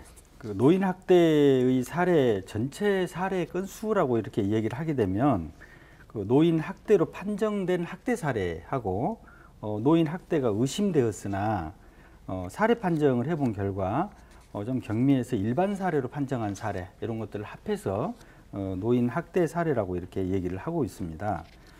우리나라의 2019년도 노인 학대 전체 사례 건수는 16,071건, 16,000건 정도가 이렇게 접수가 됐습니다. 이 중에서 학대로 판정받은 건수는 5,243건으로 한 33% 정도가 노인 학대로 이렇게 판정을 해서 개입을 했고, 나머지는 일반 사례로 해서 일반 사례로 해서 바로 종결하는 것은 아니고 학대에 준하는 이런 그 사례로 다뤄지고 이렇게 해결을 하고 있습니다. 물론 이제 우리나라의 그 노인 인구가 늘어나면서 노인 학대 사례가 증가하고 있다라고 하는 것은 어느 나라나 다 마찬가지일 것이고, 또 노인의 인식, 노인들이 가지고 있는 생각하고 있는 욕구라든지 이런 부분들의 변화에 따라서 노인 학대는 갈수록 증가되고 있습니다. 물론 신고되지 않은 학대들이 굉장히 많은 부분들이기 때문에 신고율이라고 하는 것은 10% 정도밖에는 그 정도밖에 추정을 하고 있지 않습니다. 그렇다라고 하면 숨겨져 있는 것들은 이보다 훨씬 더 많다 이렇게 볼 수가 있겠고, 2015년 대비해 보면 2019년 4년 동안에 한 35% 정도가 증가했다. 굉장히 증가폭이 높은 것이라고 이렇게 볼 수가 있겠습니다. 우리 광주의 경우에는 작년도 2019년도 기준으로 해서 571건 정도가 접수가 됐는데, 이 중에서 학대로 판정을 받은 게 235건, 그리고 일반으로 판정받은 게 336건입니다. 광주 경우에 2017년, 18년, 19년이 거의 비슷한 수준으로 이렇게 나타나고 있는데 앞으로 조금 더 증가되지 않을까 이렇게 예측을 해보고 있습니다. 그렇군요. 신고되지 않은, 보이지 않는 학대들도 있을 것이다라는 어떤 얘기들을 해주셨지만 꼭 신체 어느 곳을 때려서 물리적으로 어떤 폭력을 가하는 게 학대가 아닐 겁니다. 유형별로 좀 설명을 해보면 어떨까 싶은데 손재웅 회장께서 어떻게 말씀 좀 해주시죠. 유형별로 나누면 한 6가지 정도로 나눌 수가 있습니다. 네. 6가지 나누는데 첫 번째로 이제 말 그대로 신체적 학대. 신체적 학대라고 하면은 폭행한다 할지 이렇게 때린다 할지 이런 그 유형 한 가지가 있고요. 두 번째로는 정서적 학대. 이게 욕설을 한다 할지 정신적인 스트레스를 준다 할지 이렇게 해서 하는 그런 정서적 학대. 세 번째로는 성적 학대. 성적 괴롭힘이랄지 성희롱이랄지 이런 학대. 네 번째는 경제적인 학대에서 이제 어르신이 가지고 있는 재산이랄지 이런 것들을 잘 모른다고 뺏은다 할지 이런 경제적 학대 있고요. 그다음에 다섯 번째는 방해. 그냥 어르신이 식사를 하건 안 하건 또 의료처치를 받아야 되는데도 불구하고 병원에 모시고 가지 않고 내버려둬 버려요. 내버려두는 이런 방임. 그 방임에는 두 가지가 있죠. 이제 보호자가 내버려두는 방임과 자기 방임이라고 자기가 스스로 밥을 안 먹고 거부해버립니다. 스스로 내가 또 병원에 가야 되는데 안 가버리는 거예요. 약을 줘도 안 먹습니다. 그건 삶을 어떻게 보면 좀 포기하려는 그런 경향을 갖고 있는 그런 분야죠. 이런 자기 방임이 있고, 마지막으로 유기가 있죠. 어르신을 밖에다 내버려본다 할지 이런 유기가 있는데, 지금은 대부분 이렇게 이 종류별로 한 가지가 일어나는 게 아니에요. 다발적으로 일어납니다. 그러니까 신체적으로 학대하는 사람은 분명히 정서적인 학대도 해요. 그것도 거기에도 경제적 학대합니다. 또 방임합니다. 이게 다발적으로 동시자발적으로 이렇게 일어나는 게 이게 노인 학대의 특징이라고 볼 수가 있습니다. 그래서 이런 상황들은 저희들이 보다 더 깊은 관심으로서 빨리 이렇게 찾아서 해결해야지, 그런 바는 우리 유성범 광장이 우리 광주 네. 노인보호 전문기관 운영하시면서 아주 잘하고 있다고 저는 생각하고 있습니다. 네. 학대 유형에 한 가지에 이렇게 딱 속하기보다 이게 여러 가지로 다 복합적으로 일어난다는 네. 점. 네. 그리고 이제 노인 학대 당연히 피해자는 노인이지만 네. 이제 가해자의 경우는 뭐 일반 시민이 될 수도 있지만 또 가족일 경우도 있겠다는 생각이 드는데요. 어떻습니까, 김선유 교수께서 좀 더 설명해 주시죠. 그 노인 학대의 신고자를 보면 그 경찰관 등 관련 기관들이 가장 많았고요. 또 학대 피해자 본인이 신고하는 거는 사실 7.5%밖에 되지 않았다는 그만큼 본인이 신고하는 이유는 상당히 어렵다라고 할 수 있고, 또 심각한 것은 그 재학대 발생률이 9.4%나 이른다고 합니다. 이 부분에 있어서는 또 노노학대가 상당히 큰 사회적 문제로 대두되고 있는데요. 노인이 노인을 케어하는 그 상황이다 보니 물론 이제 고령화가 심각해지다 보니까 이런 사건이 발생을 하는데, 노노학대가 전체 학대의 36.2%를 차지하는데 학대 행위자는 배우자가 71.9%로 가장 많았고요. 또 친아들이 또 학대하는 경우 일반적인 학대에서 상당히 많은 수치를 기록하고 있습니다.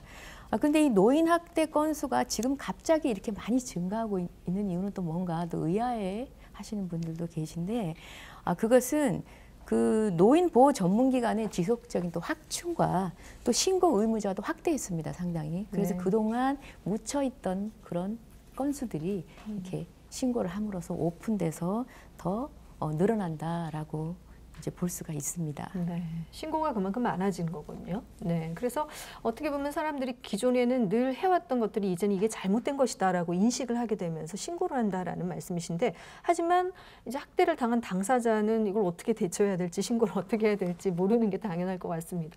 류성범 관장께서는 이런 대처 방법에 대해서 좀 알릴 필요도 있을 것 같은데요. 네. 그 학대를 먼저 학대라고 이렇게 판단을 할 수 있는 이런 좀 인식이 좀 있었으면 좋겠습니다. 우리가 이제 길을 가다가 우연히 이렇게 노인 학대를 목격하는 경우들이 발생하게 되는데요. 이랬을 경우에는 신고를 해야 될지 말아야 될지, 어디에 신고해야 될지 우리가 모르는 경우들이 대부분입니다. 네. 그래서 상황이 보면 신체적 학대가 굉장히 응급 상황으로 발생하고 있다라고 하면 우리가 가장 잘 아는 번호는 112번호입니다. 네. 경찰에 신고하는 거죠.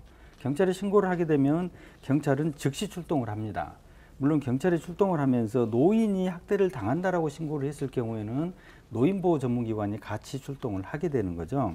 이 출동을 해서 경찰은 이제 싸움을 제지를 하는 입장이고, 노인보호 전문기관에서는 피해 노인을 옹호를 하고 그분과 상담을 진행을 하는 이런 형식으로 진행이 되고 있는데, 우리가 112에 신고를 할 경우에 꼭 알아야 될 부분들은 이제 그 학대 피해자의 상처나 피해자에 대한 설명, 이런 부분들이 꼭 포함이 돼야 되겠고요.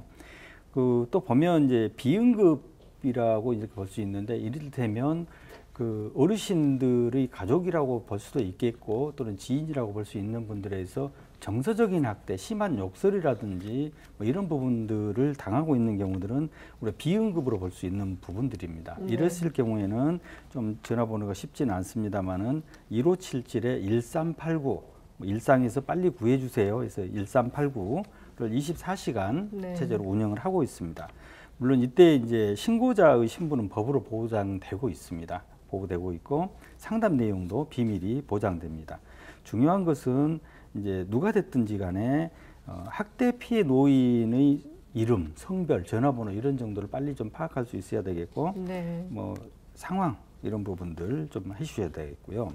문제는 이제 본인이 학대를 당했다, 누군가 신고를 해주지 않는다라고 했을 때, 이때 우리가 그 가장 긴급할 때에는 112로 신고를 합니다. 네. 아까 김선유 교수님께서 말씀하신 자료 중에 경찰이 가장 많이 이렇게 신고가 됐다라고 말씀하시는 부분들이 바로 그런 부분들입니다. 1577-1389라는 전화번호는 쉽지 않은 전화번호이기 때문에 네. 경찰에 신고를 하게 되면 경찰은 65세 이상의 가정폭력은 전부 다 노인보호 전문기관에 통지를 하고, 아동의 경우에는 뭐 아동보호 전문기관, 뭐 일반의 경우에는 뭐 가정폭력 상담소에 다 통지를 해줍니다. 경찰이 이제 연관을 이렇게 하고 있기 때문에 112 신고 전화번호가 굉장히 중요하다는 거고, 학대를 당한 당사자는 학대 상황과 피해 정도를 꼭 알려주셔야 됩니다. 그리고 행위자의 인적사항을 신고를 해주셔야 되는 거죠. 그리고 주변의 목격자도 있으면 진술이 필요합니다. 네, 이 밖에도 노인 학대를 예방할 수 있는 방법에 좀 대해서 한 말씀씩 해주시죠. 예. 노인 학대 예방은 저는 쉽다고 생각합니다. 어렵다면 어려운데 제 개인적인 생각은 아주 쉽다고 해요. 좋은 시설을 많이 만들면 됩니다. 제가 단순하게 얘기했을 때요. 왜 좋은 시설을 많이 만들면 되겠냐는 것을 저는 체험한 게 제가 스위스를 다녀온 적이 있어요. 근데 스위스 가서 요양시설을 이렇게 확인해 봤는데 호텔급이에요. 호텔급. 이게 자체가. 그리고 65세가 넘으면요. 거기는 거의 자동적으로 들어와요. 그냥. 요양시설에 가서 살려한다고. 왜? 집에서 사는 것보다 훨씬 편하고 더 좋으니까. 시설 자체가. 네. 근데 우리나라는 요양시설이 여관, 여인숙인 데가 또 많이 있었어요. 지금은 많이 그래도 발전이 됐습니다. 발전이 됐는데 전에는 뭐 거의 그런 수준이었어요. 그래서 저는 요양시설이 호텔과 같은 시설로 국가에서 전부 다 이렇게 탈바꿈시키고 그러면 당연히 서비스가 올라갑니다. 그 다음에 두 번째로 국가에서 그 서비스 올리는데 종사자의 처우를 개선해 줘야 돼요. 네. 지금 현재 우리나라의 노인 학대가 일어난 종사자한테 일어나는 것도 종사자 처우를 한번 보면 압니다. 종사자 처우가 지금 어느 정도냐면 가장 힘들게 일하면서 급여나 처우는 최저임금 최하입니다. 네. 그리고 그러다 보니까 젊은 사람 또 어떤 능력이 있는 이런 그 종사자들은 거기에 오지를 않아요. 그러니까 아까 교수님 하신 말씀대로 노인이 노인 봅니다. 보통 지금 요양시설에 근무한 요양보사가 연령대가 60대예요. 60대가 돌보고 있어요. 근데 그분들한테 뭐 이렇게 학대 예방 교육 시키고 뭐도 그거 안 통합니다. 그래서 그런 것들을 항구적으로 근본적으로 저는 개선을 하기 위해서는 뭐 여기에서 여러 가지 신고 방법 뭐 등등이 있습니다만은 체질적으로 바꾸는 거. 네. 좋은 요양시설을 만들자. 거기에 첫 번째 종사자 처우를 개선해 주라. 지금 봐보면 노인, 아동, 또 뭐 장애인 뭐 이런 거 다 있거든요. 그보다도 종사자 처우가 사회복지사 A를 하나를 준다면요. 복지관에 있는 장애인에 있는 사회복지사하고 노인시설에 있는 사회복지사하고 한 달에 급여 차이가 50만 원 차이도 많이 나잖아요. 네. 100만 원 차이나 이상 납니다. 이러니 여기 와서 누가 노인시설에서 좋은 어떤 종사자가 근무할 수 있겠어요. 한 1, 2년 배우다가 배우면 다시 복지관이나 장애인 시설로 다 가버립니다. 네. 그래놓고 노인시설한테 학대하지 마라, 학대하지 마라. 처우나 모든 것은 해주지 않으면서 이런 언밸런스적인 국가 정책은 빨리 저는 개선돼야 된다고 생각합니다. 네, 학대를 예방하는 차원에서 요양시설의 개선 문제 얘기를 해주셨는데 지난달에 그 반복된 노인학대 방지를 위한 노인복지법 개정안을 더불어민주당 강선우 의원이 또 발의를 했는데요. 이 내용 잠깐 언급해 주시고 뭐 각자 노인 그 학대를 예방할 수 있는 방안 잠깐 덧붙여 주시면 좋을 것 같습니다. 먼저 김선유 교수께서 얘기해 주시죠. 네, 더불어민주당 강선우 의원이 그 노인복지법 개정안에 발의를 했는데요. 잠깐 그 설명을 해드리자면 그 제안 이유는 그 현행법에서는 그 노인 학대 행위자에 대해서 상담이나 교육이나 치료 등을 공고사항으로 냈었다는 거죠. 지금까지는. 자, 그런데 이 노인 학대의 재발 여부를 확인해 보면 그게 지속적으로 관리가 되지 않는 부분이 상당히 많이 있습니다. 그래서 학대 피해 노인 전용 쉼터로 하여금 그 서비스의 근거를 마련하는 동시에 그 노인 학대 행위자의 상담이나 교육이나 이런 것들을 의무화하는 강제 사항으로 이제 만들었다는 거예요. 그래서 기존에는 공고 사항이었다는 것을 지금 의무 사항으로 변경됨으로써 좀 더 강화한 거죠, 법을. 그리고 노인 신고자 의무자 범위도 이제 그 확대를 시켰고요. 그 잠깐 주요 내용을 짧게 설명을 하면 첫 번째로 노인 학대 행위자로 하여금 그 노인 보호 전문 기관이 장이 제공하는 상담이나 교육이나 그 치료 등의 정당한 사유가 없으면 성실히 참여하도록 강제한다라고 했고요. 두 번째는 학대 피해 노인 전용 쉼터로 하여금 그 노인 학대 행위자에 대한 고발 등 법률적 사항에 관해서 법률 구조 법인에 대한 그 필요한 협조와 지원을 요청할 수 있도록 했다는 거고, 마지막은 그 누구든지 정당한 사유 없이 노인 학대의 사후 관리를 위한 노인 보호 전문 기관이 그 업무 수행을 거부하거나 방해해서는 아니 된다라고 명시함으로써 그 노인 학대가 없는 사회 지향을 위한 아주 그 건전한 안이라고 생각이 듭니다. 네. 혹시 노인 학대와 관련해서 신일영 사무처장께서 한 말씀 해주시죠. 일단은 저희 대한민국 같은 경우는 일단 에이징 인 플레이스의 개념을 일단 도입을 하기도 했고 성향 자체가 이제 제가에서 오래 살다가 돌아가시려고 굉장히 많이 노력을 하십니다. 그래서 노인 학대가 발생하는 비율 자체가 아마 시설보다는 가정에서 더 많다고 저는 보여집니다. 네. 그리고 두 번째로는 이 번호 자체를 관장이 말씀하셨던 것처럼 좀 쉬운 번호로 바꿔줘야 될 것 같아요. 네. 왜냐하면 이제 학대를 상담을 하는 입장에서 112에 전화를 한다는 거는 조금 젊어져도 거부 반응이 일단 있을 것 같아요. 네. 그래서 조금 쉬운 번호로 해야 조금 더 접근성이 좀 용이해 보일 것 같고요. 그다음에 이제 그 노인이 되기 이전 세대들에 대한 교육이 좀 필요할 것 같아요. 이게 학대다. 현재 지금 국민들에게 이 노인 학대에 대한 캠페인이 많이 이루어지지 않기 때문에 내가 실제로 그 노인 학대 신고자 의무가 있는 사람인지 아닌지도 솔직히 아시는 분도 있고 모르시는 분도 계시고, 그리고 제가 이제 강의할 때도 보면 이번에 이제 바뀐 이 사항들이 굉장히 저는 좋다고 보는 게 애매하게 말이 돼 있어요. 그래서 신고 의무자가 아닌 사람이 학대를 이제 목격했을 때는 할 수 있다. 네. 그러면 안 하더라도 일단은 처분이 없는 거죠. 이제 모든 법들이 이제 그런 식으로 조금 됐다가 이번에 개정안 보니까 좀 많이 강력해진 것 같더라고요. 그래서 이런 식으로 조금 이 학대가 예방이 될 것 같고요. 마지막으로는 이 신고자 익명보장이라는 게 분명히 존재를 하는데도 불구하고 저희들이 현장에 있어 보면 보장이 안 됩니다. 그렇기 때문에 저희 특히 이제 직접 서비스를 한 요양보호사 선생님들이 발견할 확률이 굉장히 많습니다. 제가 같은 경우는 신고를 하지를 못해요. 네. 왜냐하면 보호자가 찾아오면 전화번호도 이미 인적사항을 알고 있는 상태에서 학대를 신고하는 사람이면 그분밖에 없는 거죠. 이런 상황에서 과연 그들이 학대를 목격을 했을 때 신고자로서 신고를 할 수 있을지에 대한 고민도 한번 좀 동반이 돼보면 학대 예방에 도움이 될 것 같습니다. 네. 관장님 어떻습니까? 네. 신고자를 보호한다라고 하는 건 법적으로 이렇게 보호를 한다라고 하고 있지만 대부분은 누군지 다 알아요. 네. 또 학대 행위자가 가족이라든지 배우자라든지 자녀에 한정되는 경우가 굉장히 많다 보니까 이분들에 대해서 좀 강력하지만 어떻게든지 학대를 하지 않도록 하는 법적인 절차가 필요하지 않겠는가. 이번에 그 강선 의원께서 발의하신 안도 굉장히 이제 중요한 부분들은 학대 행위자에 대한 개입을 의무적으로 하고 있다라고 하는 부분들입니다. 그동안에 노인보호 전문기관 업무 중에서 행위자에 대한 개입은 거의 이루어지지 않고 있습니다.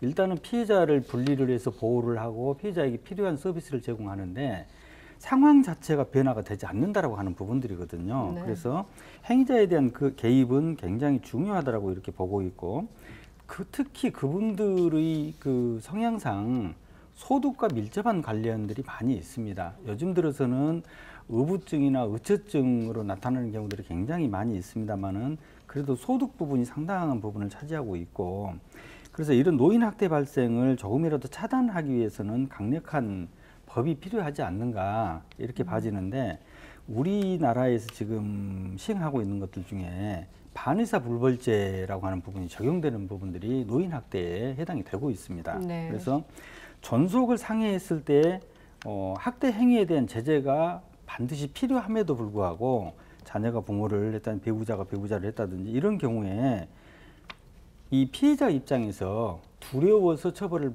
못하게 한다든지 또는 가족이기 때문에 처벌하지 말라고 하는 이런 경우들이 있으면 경찰이 개입할 수가 없습니다. 네. 그래서 이런 부분에 대해서 좀 반의사 불벌죄의 적용을 배제를 해야 되지 않겠는가, 상당히 조심스러운 부분이긴 합니다만은 네. 이런 부분이 좀 필요하다라고 이렇게 봐집니다. 네, 노인 학대의 문제점 또 개선 부분들 잠깐씩 이제 언급해 주셨는데 시간이 거의 다 막바지에 이르고 있어서 원래 여러 가지 면에서 취약한 노인층이 특히나 지금 코로나19 상황에서는 더 취약하게 힘든 시간을 또 보내고 있을 것 같아서요. 지금 코로나19로 인한 노인복지 공백을 어떻게 하면 최소화시킬 수 있을지에 대해서 노인복지 대책과 함께 또 심리치료 방안에 대해서 한 말씀씩 해주시면 좋을 것 같습니다. 먼저 류성봉 관장께서 일단 코로나19 상황 지금 노인분들 굉장히 힘들어하실 것 같은데요. 어떻습니까? 네, 코로나19 상황이 되다 보니까 우리 사회에서 가장 지금 많이 하고 있는 말이 사회적 거리두기 2단계입니다. 네. 지금 2.5단계 이런 얘기도 하고 있고요. 사회적 거리두기 2단계가 이렇게 되다 보니까 노인들이 이용해야 되는 모든 시설들이 다 폐쇄됐다고 볼 수밖에 없습니다. 그래서 뭐 휴관이라든지 복지관, 경로당, 경로식당, 치매안심센터 늘 날마다 이렇게 방문해야 되는 이런 기관들이 다 휴관을 이렇게 의무적으로 휴관을 하고 있고요. 또 노인 요양시설이나 양로시설의 경우도 완전히 출입이 통제되어 있는 상태이고 뭐 면회나 외출, 외박 이런 것들이 다 금지되어 있고 특히 이제 많은 노인들이 계시는 노인 요양병원도 엄격하게 이렇게 출입을 통제하고 있습니다.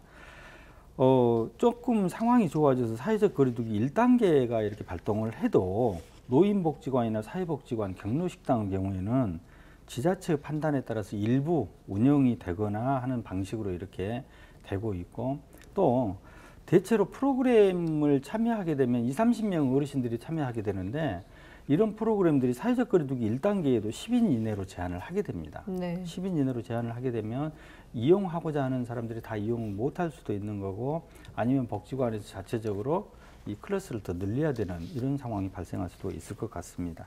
빨리 종식됐으면 좋겠습니다. 네. 자, 이런 상황에서 노인복지 대책, 좀 전에 제가 말씀드린 공백을 최소화한다는 게 가능할지 신일영 사무처장께서는 어떻게 보고 계시는지요? 코로나19 사태가 좀 이제 전 세계적으로 저희 나라뿐만이 아니라 이제 심각하고 최근에는 이제 일부 현상 때문에 굉장히 광주가 지금 현재 시끄럽습니다. 저 네. 같은 경우는 거의 몇 주 동안 지금 뭐 식당도 못 가고 집에서 뭐 배달시켜 먹고 다 비슷하다고 봅니다만 근데 이상하게 반대급부로 또 코로나19 사태가 이제 3차 산업에서 4차 산업을 빠르게 땡겼다고 보는 측면도 되게 강합니다. 그래서 일단은 지금 이 공백을 최소화하기 위해서 이제 노력들을 많이 하고 있어요. 저희 나라가 되게 발빠릅니다. 그래서 한 3월 정도부터 이제 이런 공백을 최소화하기 위해 대책들이 여러 개가 나왔어요. 그래서 그런 부분들을 조금 소개해 드리겠습니다.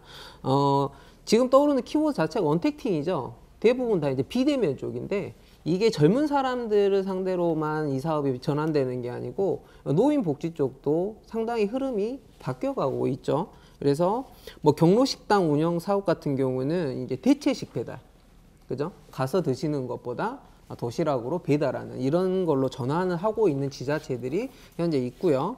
그다음에 이제 노인 맞춤 돌봄 서비스 같은 경우는 거의 모든 서비스의 대부분이 직접 서비스 영역입니다. 이쪽이. 그런데 이거를 간접 서비스 쪽으로 포커스를 굉장히 많이 맞춰서 건강 여부 확인, 그다음에 생활 서비스 지원 이런 쪽으로 지금 방향성을 바꿔가서 운영을 하고 있고요. 노인복지관이나 무더임 쉼터, 그다음에 뭐 여가 복지시설이라는 이런 곳들은 복지 TV라든지 뭐 노인의 전화, 그다음에 유튜브 강좌 뭐 이런 것들을 통해서 비대면 교육 및 지원을 통해 좀 공백을 최소화하려고 여러 지자체들이 이미 연구하고 시행 중인 곳도 있습니다.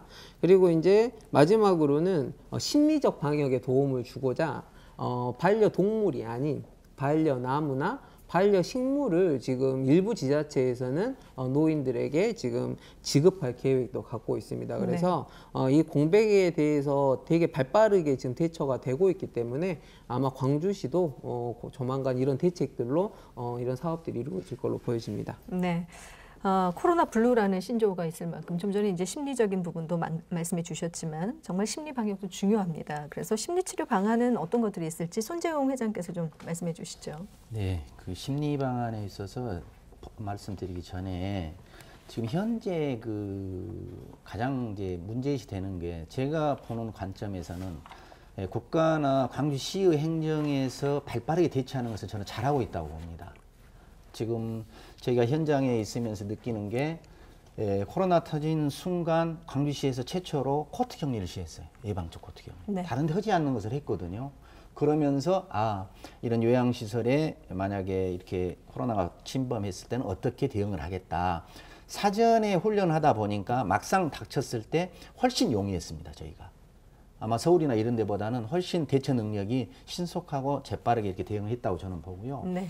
그 이후에 또 시의 그 대응이나 이렇게 봐보면 마스크, 체온계, 소독약뿐만이 아니고 지금은 우리 노인 요양시설에 뭐까지 지급해 놨냐면요. 코로나가 침투했으면은 질병 관리가 오기 전에 이미 우리 이 간호사나 이런 사람들이 격리시켜서 또 그분들 케어를 해줘야 되잖아요. 네. 오기 전에 그 사람이 들어가야 돼요. 들어가려면 무방비 상태로 들어갈 수밖에 없었는데 방호복까지 전부 다 지급을 해줬습니다. 예비복으로. 네. 6벌씩. 이 정도까지 광주시청의 행정은 지금 앞서가고 있다고 저는 보거든요. 네. 그런데 거기에 따라주는 우리 시민들이 문제입니다. 제가 봐서. 시민들이 그렇게 지금 광화문 거리에 가서 갔다 오신 분 신고해라 하기도 지금도 안 한 사람 있잖아요. 네. 난 왜 그런지 모르겠어요, 그분들.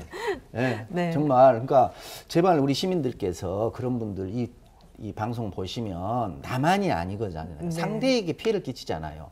그러니까 빨리 가서 코로나 검사하고 하면 아무 문제 없을 겁니다. 그렇게 행정에서 해달라는데 우리 시민들이 적극적으로 좀 동참하는 저는 이런 그 모습이 선행된다면 이 코로나도 충분히 종식될 것 같고요. 특히 이제 저희 시설들에서 있어서 사실 이렇게 전부 다 통제가 돼버리니까 네. 정말 우울증이 올 정도예요. 아까 이 그렇죠. 코로나 블루 같이 네. 우리 사장님 말씀대로.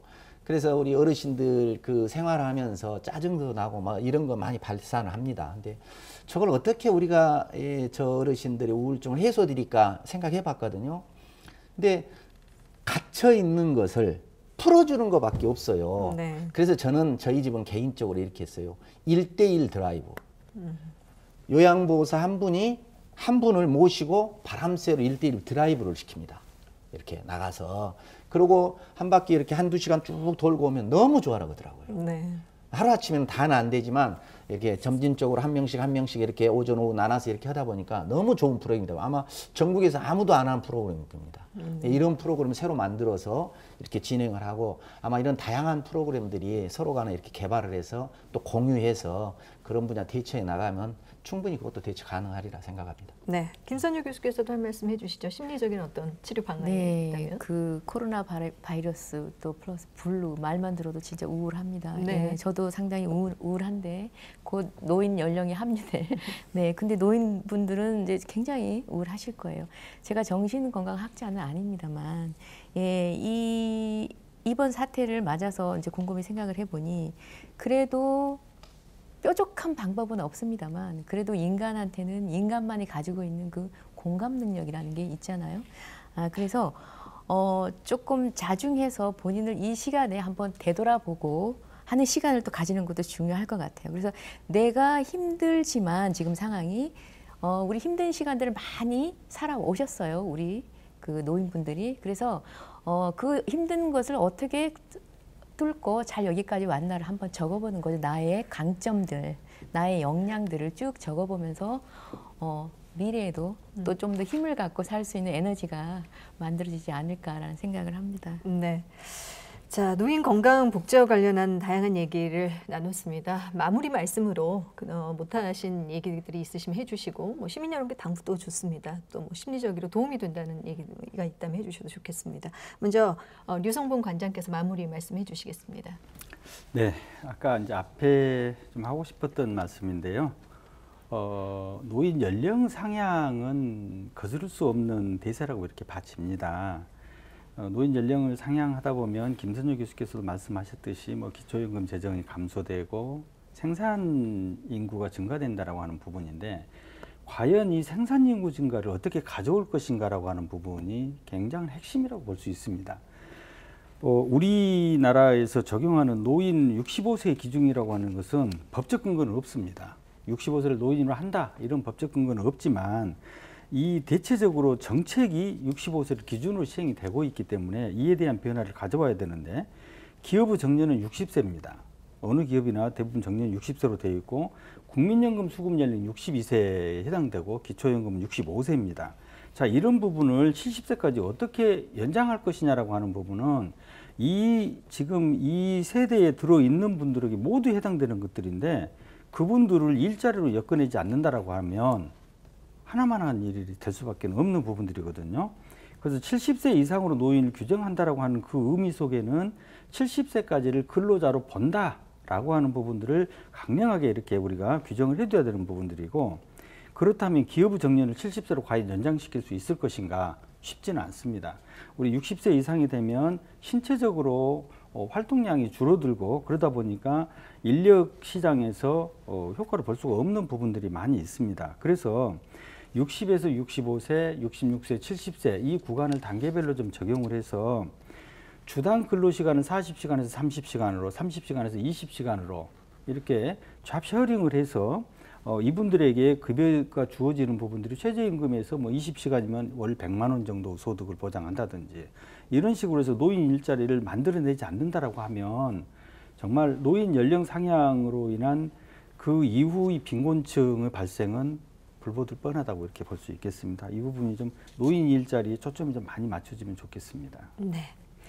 자, 다음 손재홍 회장께서 마무리 말씀해 주시겠습니다. 네, 저는 이제 노인복지를 맡고 있기 때문에 꼭 드리고 싶은 말은 노인복지를 상업적으로 몰고 가지 말자고 싶습니다. 이게 복지라는 것은 국가가 하는 것이지 개인이 하는 것이 아니거든요. 그리고 이 복지는 돈벌이 수단이 저는 절대 아니라고 봅니다. 그런데 왜 개인한테 풀어서 상업적으로 몰고 가는지 이제는 제발 국가가 공공성 확보를 위해서라도 직접 국가가 운영을 해야 됩니다. 이제는. 그 지금도 나와 있잖아요. 법인과 개인은 달라요. 개인은 수익사업이고 법인은 비영리 사업이거든요. 그럼 비영리 사업인 법인을 확대를 시키면 됩니다. 개인을 축소시켜야 됩니다. 영리 사업을 확대시키고 정부 정책이 비영리 사업 법인을 축소시키는 이런 정책 제발 좀 바꿔줬으면 좋겠고요. 그 다음에 어떻게든 어르신들의 서비스 향상, 질 향상을 위해서는 종사자 처우가 개선이 돼야 됩니다. 종사자가 그래도 다른 데하고 최소한의 레벨이 맞아야 되는데 최하의 수준 이걸 주면서 서비스를 잘해라, 서비스 잘해라 이거 할 수가 없습니다.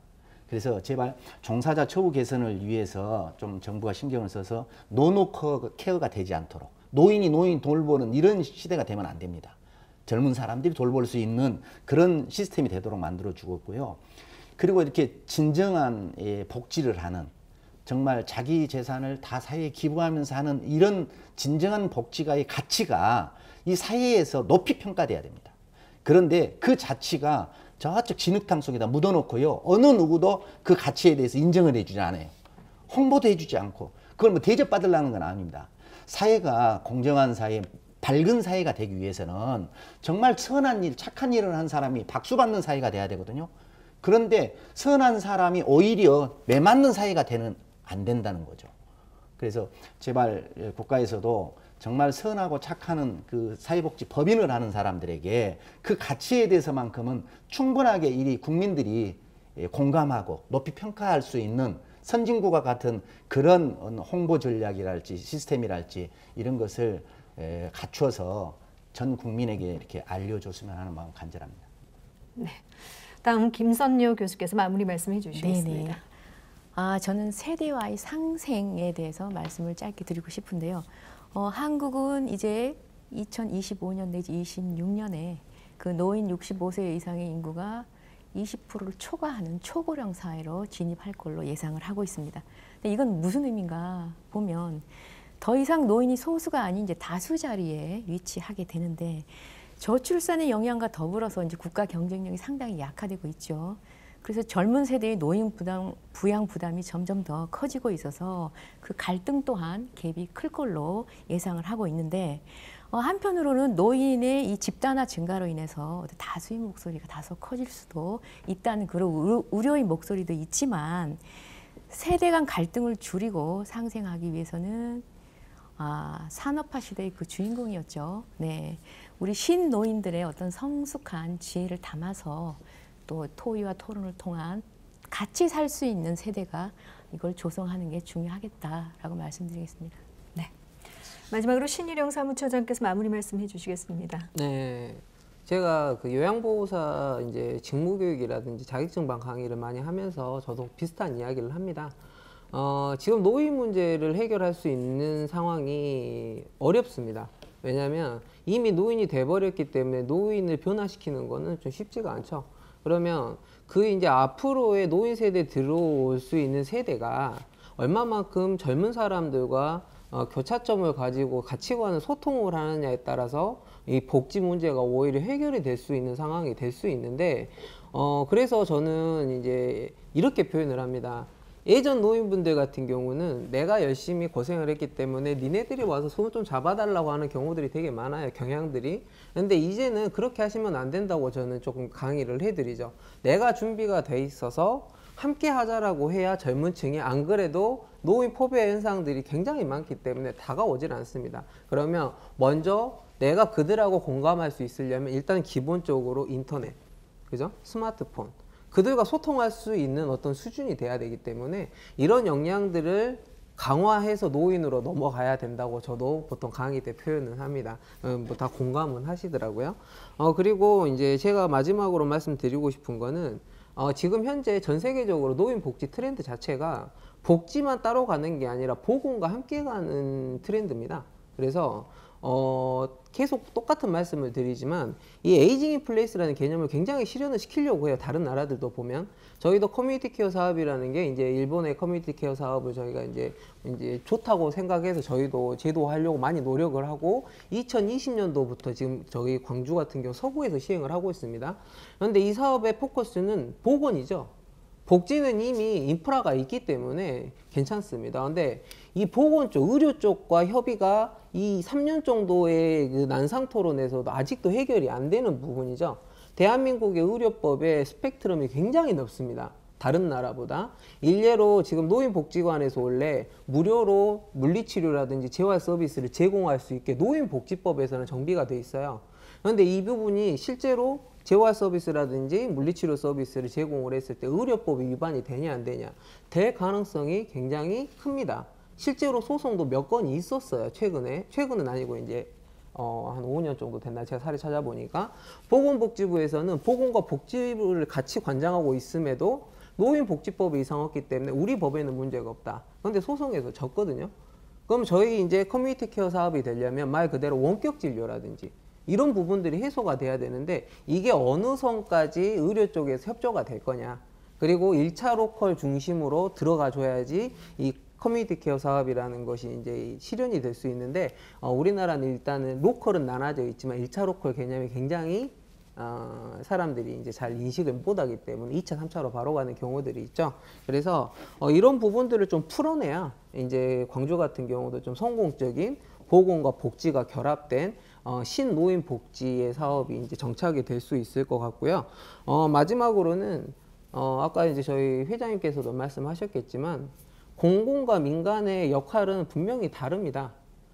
공공이 옳고 민간이 다르고 아니면 민간이 옳고 공공이 다르고 이렇지를 않는 것, 역할이 있기 때문에. 그래서 이런 역할 부분에 대해서 조금 서로 이해하는 부분이 필요한 것 같아요. 현장에서도 마찬가지지만 보건복지부라든지 지자체에서도 입장 정리를 좀 해줬으면 좋겠어요. 그래서 민간이 할 수 있는 영역을 인정해주고 공공이 할 수 있는 영역을 인정을 해서 이게 서로 상호작용이 돼야 이 모든 사업들이 조금 발전할 수 있다고 저는 보여지기 때문에 좀 그런 자리들 자체가 저는 조금 많이 있었으면 하는 바람입니다. 네. 우리가 오늘 이뤄놓은 성과는 지난 시대를 살아온 어르신들의 노력에 기반합니다. 또 우리의 성과를 딛고 우리 아이들은 더 나은 미래를 만들어 갈 텐데요. 노인 복지는 윗세대를 위한 일이기도 하지만 우리의 미래를 준비하는 일임을 명심하면서 오늘 이 시간 마무리 짓겠습니다. 함께해 주신 여러분 고맙습니다.